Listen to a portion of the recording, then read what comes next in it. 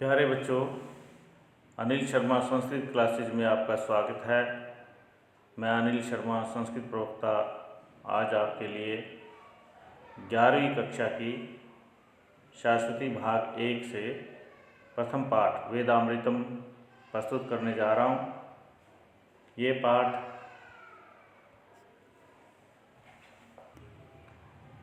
ये पाठ 11वीं कक्षा का प्रथम पाठ है वेदामृतम, वेद रूपी अमृत।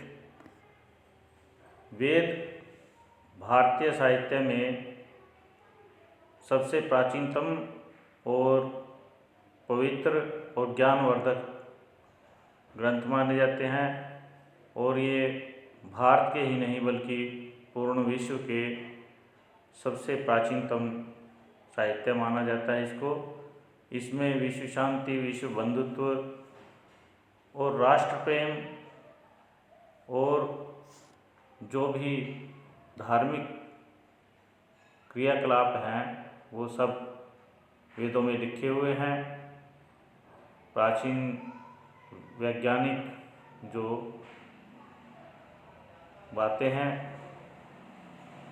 वो भी वेदों के अंदर लिखी हुई हैं। हमारे संस्कृत साहित्य में 4 वेद हम शुरू से ही जानते हैं, ऋग्वेद, यजुर्वेद, सामवेद और अथर्ववेद। इन चारों वेदों में हमारा सारा संपूर्ण साहित्य जो प्राचीन साहित्य है वो संकलित है।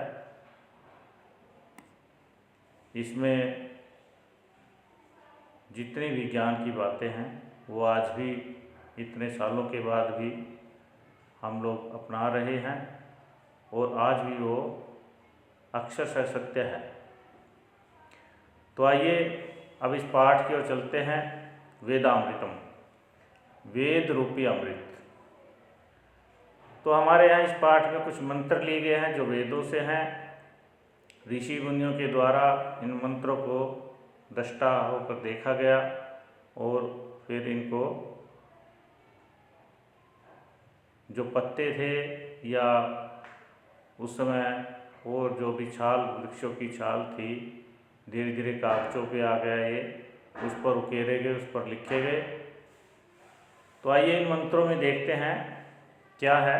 प्रथम मंत्र है ऋग्वेद से, संगच्छध्वं सैवदध्वं सैवमनांसि जानताम देवा भागम यथा पूर्वे संजनानाम उपास्ते। संगच्छध्वं, संग, संग आज भी हम कहते हैं संग चले, तो संग का अर्थ है साथ। गच्छ मतलब चलना, वम का अर्थ है हम साथ चलें। संवदध्वम, और हम वद धातु होती है बोलने अर्थ में, और हम जो हैं सम मतलब सम का अंग्या को अनुसार हो गया है, तो संग वदध्वम, तो हम जो है साथ बोलें। सम वो मनांसी जानतम, और वह मनांसी और हमारे जो मन है वो भी सम, हम जो है साथ साथ जानता मतलब जाने, एक दूसरे को मन को भी हम साथ साथ जाने कि वो व्यक्ति हमसे क्या चाहता है और हम उससे क्या चाहते हैं, एक दूसरे के मन को समझें। देवा भागम यथा पूर्वे संजनानाम उपास्ते, और यथा जैसे पूर्व समय में प्राचीन काल में देवता लोग जो थे वो भागम अपने भाग को यज्ञ के द्वारा, जो आहुतियों के द्वारा उनके भाग को दिया जाता था, सब देवता अपने अपने भाग को, उस आहुति को ग्रहण करते थे। अर्थात जो आहुति इंद्र के नाम की दी गई है या अग्नि के नाम की दी गई है, विष्णु के नाम की दी गई है, तो वो देवता उसको ही अपनाता था। तो इस प्रकार वो अपने अपने भाग को संजनाना उपास्ते, एक मत होते हुए, उपास्ते का अर्थ है स्वीकार करते थे। तो जैसे पूर्व समय में यथा पूर्व, जैसे पूर्व समय में देवता लोग जो है अपने भाग को संजनाना एक मत होते हुए उपास्ते स्वीकार करते थे, वैसे ही हम भी साथ साथ चले, साथ साथ बोले और साथ साथ एक दूसरे के मन को समझें। आइए अब इसको हम देखते हैं। सगच्छध्वम, हम साथ साथ चलें। संवदध्वम, हम साथ साथ बोलें। सम वो मनांसी जानता, और हम जो हैं एक दूसरे के मन को सम जानता, साथ साथ जाने। यथा पूर्वे, जैसे पहले देवता लोग भागम अपने अपने भाग को संजना नाम एक मत होते हुए उपासते स्वीकार करते थे, ऐसे ही हम भी एक मत होकर एक दूसरे के साथ निभाएं, एक दूसरे के साथ व्यवहार करें। दूसरा मंत्र भी ऋग्वेद से है। समानी वै आपूति समाना हृदयानि वै समानमस्तु वो मनो यथा वै सुस्वहासति। समानी, समानी समान आप हिंदी में भी पढ़ते हैं, समान का अर्थ समान है। तो समानी वह मतलब हमारे, समानी समान हो। आकुति, आकुति का अर्थ है हमारे संकल्प, अर्थात हम जो भी सोचें कि हमने ये कार्य करना है वो हमारे समान हो। समाना हृदयानि वह है, और वह मतलब हमारे हृदय जो है वो भी समान हो। समानम अस्तु, समान हो। वह हमारे मन भी समानम अस्तु, समान हो। यथा वह सुस्वहासति, यथा जिससे वह मतलब हमारी सुस्वहासति सत्संगति हो, हमारी संगति अच्छी हो जाए। हमारे संकल्प समान हो, हमारे हृदय समान हो, और हमारे मन भी समान हो, जिससे हमारी संगति भी अच्छी हो जाए, हमारी संगति एक दूसरे के साथ सत्संगति हो जाए, अच्छी हो जाए। तीसरा मंत्र जो है वो भी ऋग्वेद से ही लिया गया है। मधुवाता ऋतायते मधुक्षरन्ति सिंधवा माधुर्न संतोषधि। मधुवाता ऋतायते, ऋतायते का अर्थ है जो यज्ञ की कामना करने वाला है, जो यजमान है, जिसने यज्ञ करना है, उसके लिए ऋतायते, यज्ञ की कामना करने वाले यजमान के लिए वाता, वाता मतलब वायु, वायु जो है वो मधुर हो जाए। ठीक है, ऋतायते का अर्थ है यज्ञ की कामना करने वाला जो यजमान है उसके लिए वाता, वायु जो है मधुर हो जाए। मधुक्षरन्ति सिंधवा, और सिंधवा जो नदियां हैं, सागर हैं, वो क्या हो जाए, मधुर वर्षा करने वाली हो जाए।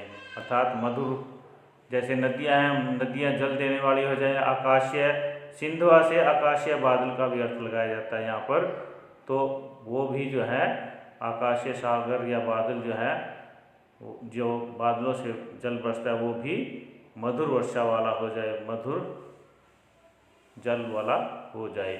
माधुर्य न संतोषधि, और औषधियाँ कैसी हो जाएं, माधवी, मधुर, न मतलब हमारे लिए जो औषधियाँ हैं वो भी मधुर संतो हो जाए। हमारे लिए औषधियाँ भी, अर्थात जितनी भी वनस्पतियाँ हैं, चाहे वो हमारे किसी भी काम आने वाली है, पृथ्वी पर हर एक पौधा जो है किसी न किसी औषधि के रूप में माना जाता है। तो सभी औषधियाँ, सभी वनस्पति जो हैं कैसी हो जाए, हमारे लिए मधुर हो जाएं।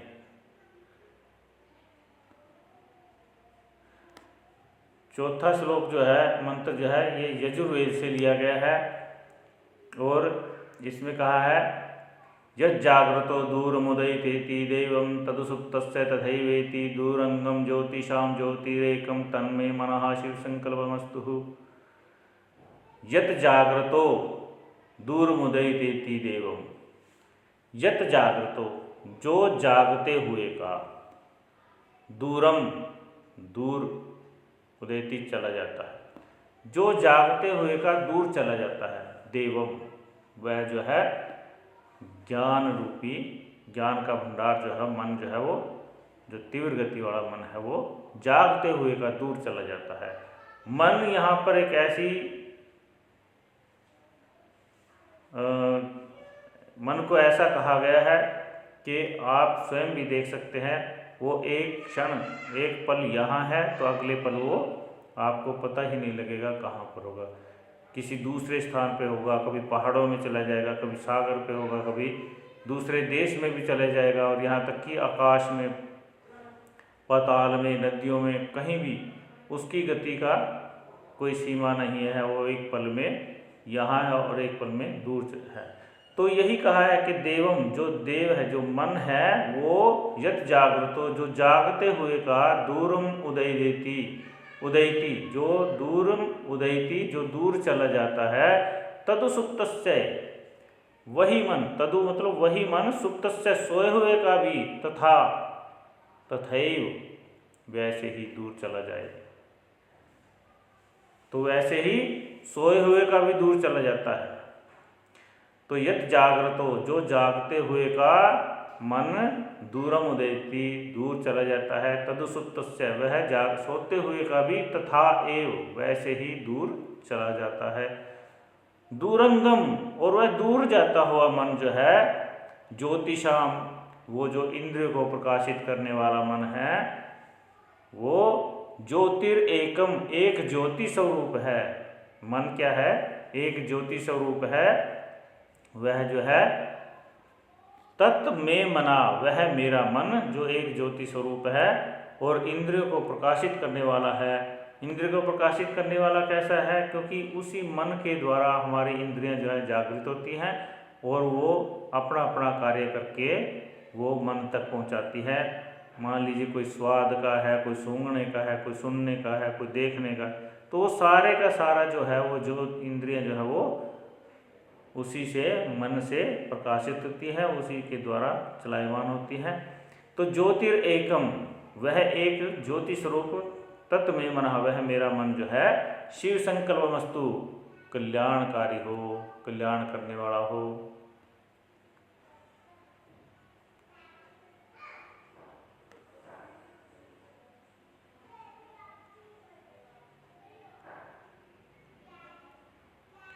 अब ये जो श्लोक है, ये 5वां श्लोक भी यजुर्वेद से लिया गया है।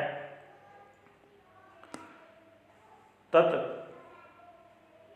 चक्षुर्देव हितम पुरस्तात् शुक्रम उच्चरता, पश्येम शरदाशतम, जीवेम शरदाशतम, शृणुयाम शरदाशतम, प्रभवाम शरदाशतम, अधिनास्याम शरदाशतम, भूयश्च शरदाशतात्। तो क्या कहा है इसमें? तत् चक्षुर्देव हितम, तत् वह जो है चक्षु, नेत्र के समान है, वह जो नेत्र के समान है, वह पुरस्तात्, पूर्व दिशा में,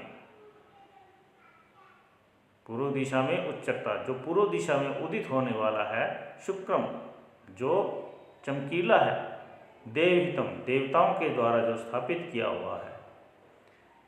इस श्लोक में पहली लाइन को अच्छे से देख लो, आगे तो इस मंत्र जो है वो ठीक है, अच्छे से समझ में आ जाएगा। तो क्या कहा है? तत् चक्षुर देवहितम, वह जो देवहितम, देवताओं के द्वारा चक्षु, नेत्र के रूप में स्थापित किया गया है, वह क्या है? पुरस्तात् उच्चरतः, पूर्व दिशा में उदित होने वाला है, पूर्व दिशा से उदित होता है, पूर्व दिशा से उदय होता है। शुक्रम, और क्या है वो? चमकीला है, चमकदार है। सूर्य की बात कर रहे हैं यहाँ पर। वह जो है देवताओं के द्वारा एक नेत्र के रूप में स्थापित किया गया है और पूर्व दिशा से वो उच्चरत उदित होता है। और कैसा है? शुक्रम, वह जो है चमकीला है। ऐसे उस सूर्य भगवान से कामना करते हुए यहाँ पर कहा गया कि उनकी कामना से, उनकी आशीर्वाद से, पश्येम शरदाशतम, पश्येम मतलब देखने वाले हों, शरदाशतम, शतम होता है 100, शरदा वर्ष तक, 100 वर्षों तक हम देखने वाले हों, अर्थात हमारी आंखें 100 वर्षों तक अच्छे से काम करती रहें। जीवेम शरदाशतम, जीवेम, जिए, अपना जीवन यापन अच्छे से करें, शरदाशतम 100 वर्षों तक, 100 वर्षों तक हम अपना जीवन जो है अच्छे से जिए। शून्याम शरदाशतम, और 100 वर्षों तक हमारे कान जो हैं, श्रोत्र, वो अच्छे से काम करें, हम जो है 100 वर्षों तक अच्छे से सुनते रहें। प्रभवाम शरदाशतम, और 100 वर्षों तक हम जो है वो अच्छा बोलने वाले हों। अधिनाम श्याम शरदाशतम, और अधिना दीनता से रहित होकर, दीनता से रहित हुए, शरदाशतम 100 वर्षों तक।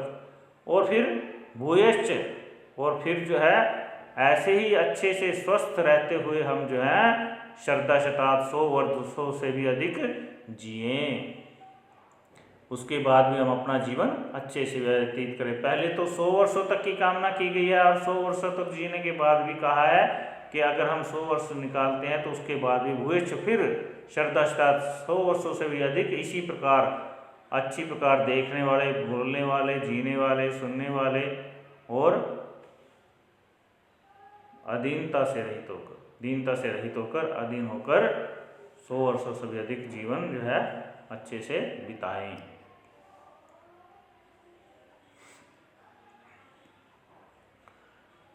ये जो श्लोक है छठा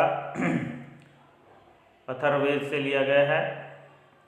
जन्म विवृति बहुधा विवाचसम नाना धर्माणम पृथ्वी यथोक्सम सहस्त्रम धारा द्रवणस्य मेदुहाम ध्रुवे धेनुरनु सुफुरंती। जन्म विवृति बहुधा विवाचसम, जन्म जनों को, लोगों को, विवृति धारण करती है, बहुधा विवाचसम बहुत सी भाषाओं को बोलने वाले लोगों को, बहुत से लोगों को, कैसे, जो विवाचसम जो अनेक भाषाओं को, बहुधा विवाचसम बहुत सी भाषाओं को बोलने वाले लोगों को विवृति धारण करती है। और क्या करती है, नाना धर्माणम और अनेक धर्मों को पालने वाले, अनेक धर्मों को मानने वाले लोगों को धारण करती है ये पृथ्वी। ये पृथ्वी जो है यथोक्सम एक घर के समान, जैसे घर में लोग रहते हैं सभी के विचार अलग अलग होते हैं, कोई कुछ बोलता है तो कोई कुछ, तो एक घर में रहने के समान ये पृथ्वी जो है अनेक भाषाओं को बोलने वाले, अनेक धर्मों को मानने वाले जन्म विवृति लोगों को अपने ऊपर धारण करती है। ऐसी पृथ्वी जो है सहस्त्र धाराम हजारों धाराओं के द्वारा, किसकी, द्रवणस्य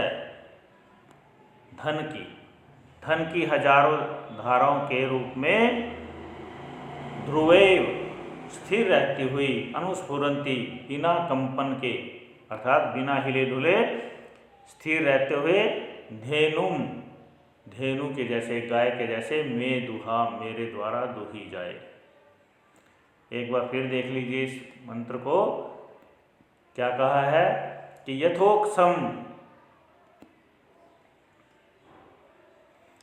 यथोक्सम एक घर में रहने के समान पृथ्वी, ये पृथ्वी जो है बहुधा विवाचसम अनेक भाषाओं को बोलने वाले, नाना धर्माणम अनेक धर्मों को मानने वाले, जन्म लोगों को विवृति धारण करती है। ये पृथ्वी जो है एक घर में रहने वाले लोगों के समान बहुत सी भाषाओं को बोलने वाले, अनेक धर्मों को मानने वाले लोगों को धारण करती है। और द्रविणस्य धन की सहस्त्र धाराओं हजारों धाराओं के रूप में ध्रुवे स्थिर रहते हुए अनुस्फुरंती बिना कंपन के धेनुम एक धेनु के समान में दुहा मेरे द्वारा दुही जाए, अर्थात मैं इसमें से धन की जो है ना हजारों धाराओं के रूप में इसमें से धन जो है मैं निकालूं, इसमें से इतना धन मैं प्राप्त कर सकता हूँ। क्योंकि पृथ्वी में जितने भी खनिज पदार्थ हैं, सोना चांदी तांबा लोहा सब पृथ्वी में है, तो वो पता नहीं कितनी तरह के, कोयला है और है तेल है, तो ये पता नहीं कितनी तरह के हजारों चीज़ें हैं, काम आने वाली फसल है, तो हर एक प्रकार से इस धरती में से धन कमाया जा सकता है। तो हजारों धाराओं के, इस प्रकार की हजारों धाराओं को माना गया है। उन हजारों धाराओं के रूप में अनुस्फुरंती बिना कंपन के, क्योंकि जब पृथ्वी कांपती है तो भूकंप आ जाता है, तो स्थिर रहते हुए बिना कंपन के है ये जो धरती है, ये पृथ्वी है, एक गाय के समान मैं इसको दूहता रहूं, अर्थात इससे मैं कमाता रहूं।